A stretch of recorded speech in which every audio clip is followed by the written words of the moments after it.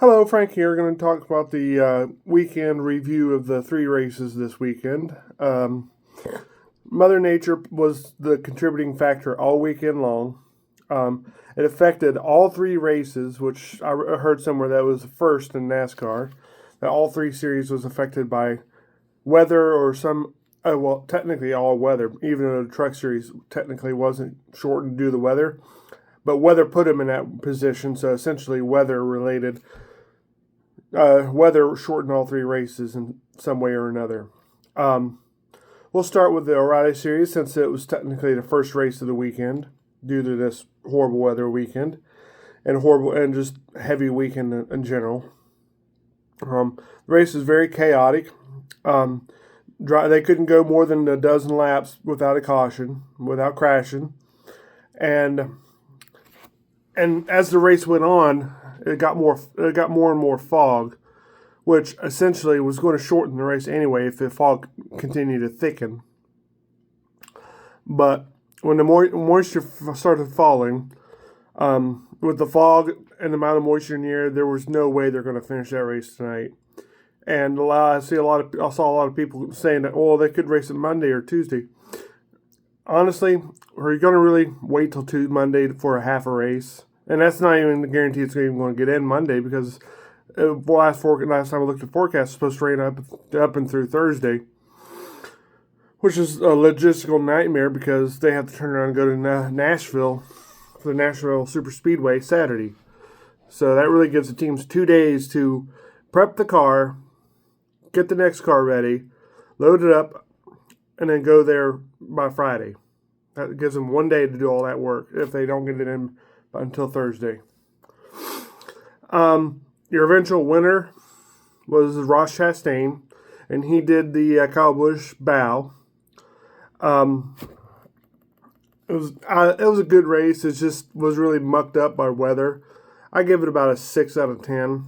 I didn't like the fact that NASCAR just rode around until halfway before they called it, but I understand the track was getting wet, and they really was put in a bind because they had 2 races that they were going to run the next day by this point, plus the Indianapolis 500 that they have to work around, because if you go up against the Indianapolis 500, you're going to get probably far less the viewers you're going to get if it was just run not against Indianapolis.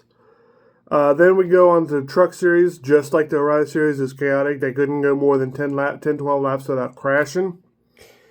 And they put a hard deadline of noon for this race. And if they hadn't decided to wreck each other every 10 laps, they would have gotten it in the time frame because these Truck Series usually go about 2 hours roughly.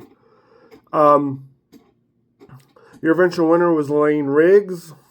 He was one of the ones I said to watch, and he ended up winning.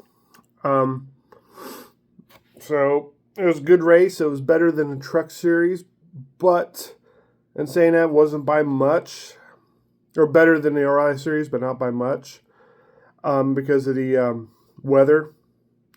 Kind of dampened the O'Reilly Series' potential. And let's face it, if it didn't get foggy and that rain didn't happen and they were still racing like that, who knows how many cars we would have had by the end of the O'Reilly Series race. But the Truck Series was probably going to be in the same boat. They were going to run out of trucks eventually if they kept that up. So it's a good win for Lane Riggs. I believe that was his second one of the season. So it was a decent race. So I give that truck race about a 7 out of 10. Now let's move on to the Coca-Cola 600.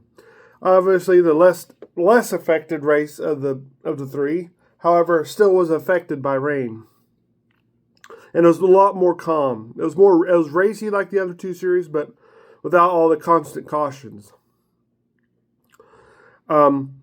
We had, about 1, 2, 3, 4, 5, 6, about 6, maybe 7 natural cautions of the race. It's including the 2 for rain, or 1 for lightning, the other one for rain, plus 2 red flags. First caution of the day was Josh Berry doing a half spin. throwing out the caution. That set the stage for the race, because that was early in the race. First stage, the cars are the most skatey of the entire race.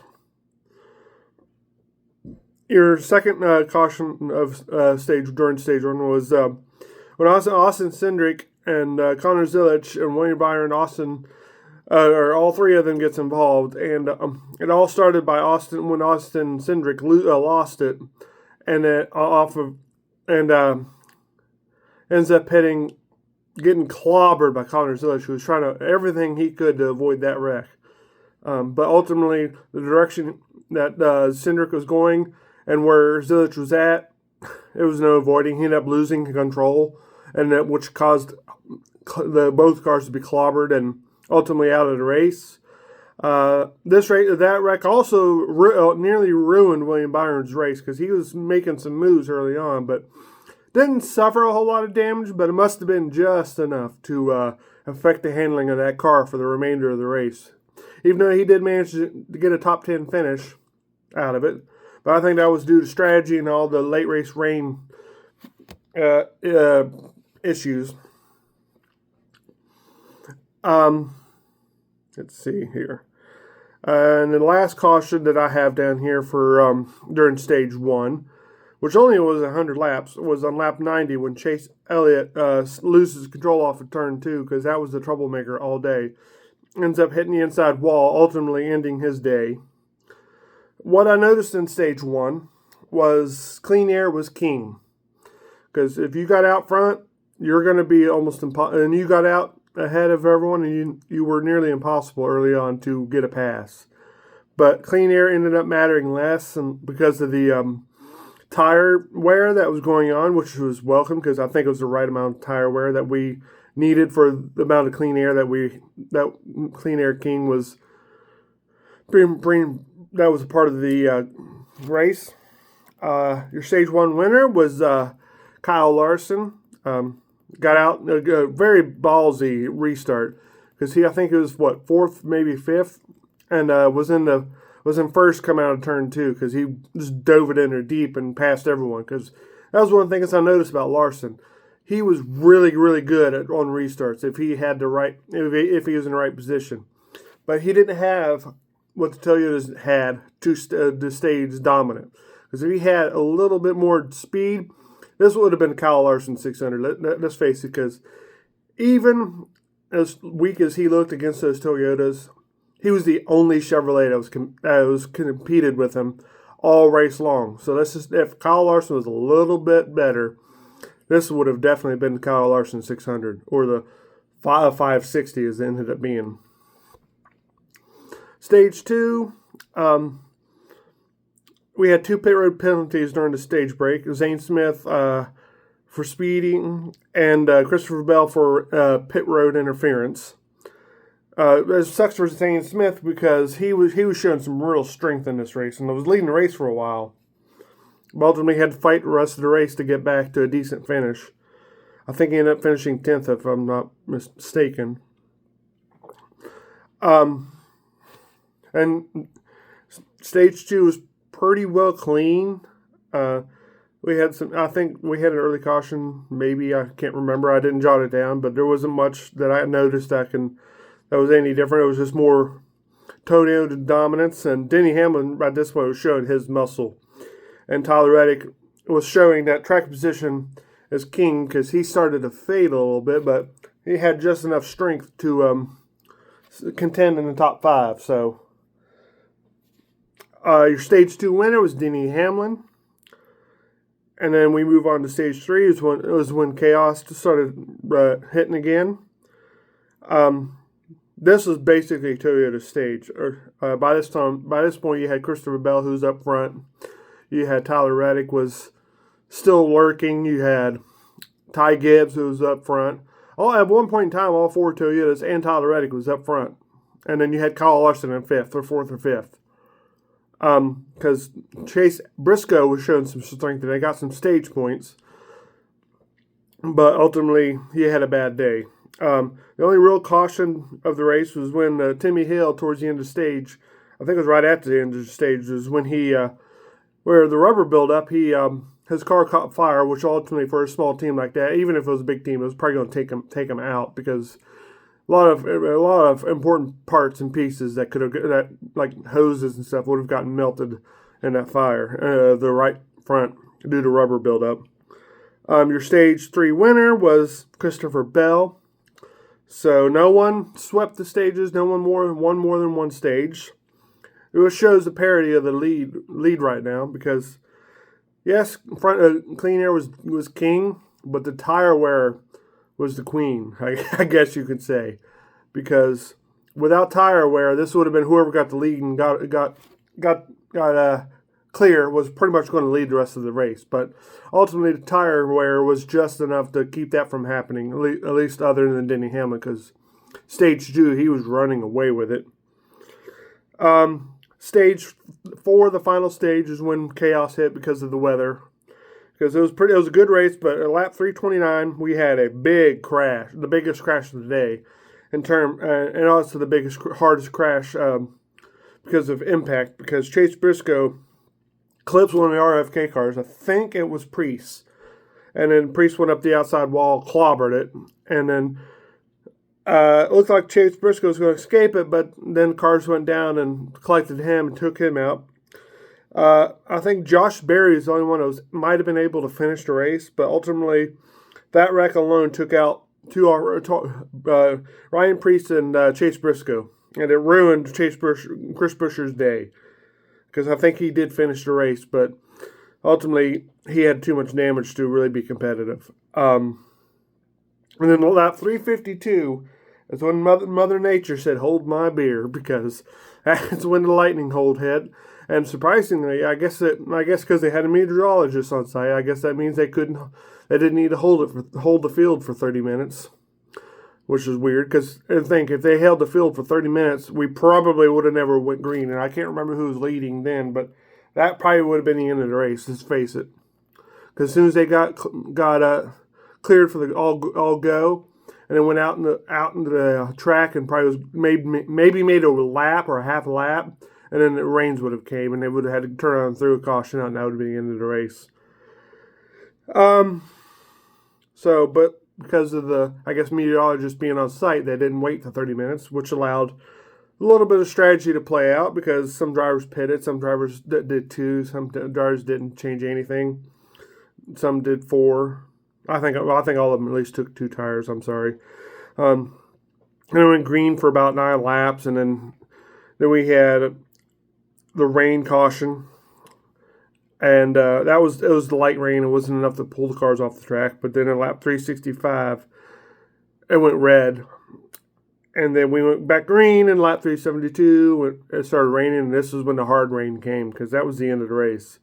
Because the way it was looking, with 26 laps to go, 26, 27 laps to go, there wasn't nearly enough laps for NASCAR to really wait it out. And plus, you got to think, it takes roughly an hour, maybe 2 hours to dry the track. And that's if it stopped raining soon enough. Because you were looking at probably 1:30, 2 o'clock plus before they had a chance to go green. And by that time, rain would have hit again. So essentially, there was no point of delaying the race till middle of the night or early morning just for 27 laps. I mean, I understand that. But because Daniel Suarez inspired the strategy, taking 2 tires, and the weather hitting just right to keep him in the lead, because he had just enough speed. First restart, he was almost passed by Bell. He was getting ready to be passed by Denny Hamlin when the rain hit, and for the first time, and causing the caution. Because if it wasn't for that first rain, Denny Hamlin would have won this race, bar none, because he had enough speed. He was going to run away with it. But ultimately, that didn't happen, and on the final restart, Daniel Suarez did get clear, which, like I said, I mean, clean air is king, but there was enough fresh tires behind him. But with the delays, they might have been equalized a little bit more. But he would have been caught eventually if this race finished, but ultimately he did not. So Daniel Suarez ends up winning the race. I do believe this is the first time ever the Spire has won multiple races in a single season. And the thing of it is, This ain't the first season they ever won, but this is the first time they showed real speed to win. So the only driver that hasn't won yet is Michael McDowell. And because SVG won at Watkins Glen. And no, he's not driving for them. I don't know why I said that. Carson Oscar won at Talladega. And now Daniel Suarez at Charlotte. Michael McDowell, his best chance is probably going to be a super speedway or road course. But with SVG at the road courses, it's going to be hard to beat him without funky things happening. Overall, I'll give this race a 7, maybe 8 out of 10. It was a good race. It had some good passing and good wear. It's just the Toyotas right now still have the mile and a half by the balls, and they're pretty much controlling the mile and a half right now. But soon as Chevrolet gets to where they need to feel like they need to be for these tracks, that's when I think the tide's going to turn. It's not going to be immediate. It's going to be gradual, because you're going to see Kyle Larson get closer to the front. You're going to see him challenge more and more, and then you're going to see other Chevrolet teams get closer. Now we're going to have Spire and Hendrick all over them, and you got to think that's going to be 7 cars versus Toyota's 5 maybe 6 dominant cars that they have. Because yes, Toyota has a smaller field, and they still have 3, maybe 4 if they run the Corey Heim extra cars that they can run. So really 9 cars max. Versus Chevrolet, who has basically the biggest portion of the field. So once Chevrolet figures it out, the rest of the way, we're going to see a change eventually. And we're getting close to that change because Kyle Larson was showing Kyle Larson strength. He just doesn't have the last little bit to show his true strength. And I guarantee you, Chase Elliott would have eventually been up there if he got clean air. He probably would have challenged it too. And if William Byron didn't get that damage, he would have been up there as well, on top of the Spire car. So, good race. I give it an 8 out of 10. Next race is Nashville. It's another night race, Sunday night race. So, good race. Horrible, bad weekend. A lot of dark clouds of the weekend over the passing of Kyle Busch. Ultimately, that's still a major shock. But I think after this Spire win and this weekend, I think some people are going to start processing it, and then we'll see how the coming days and weeks go. I'll see you in the next video. So y'all have a good one.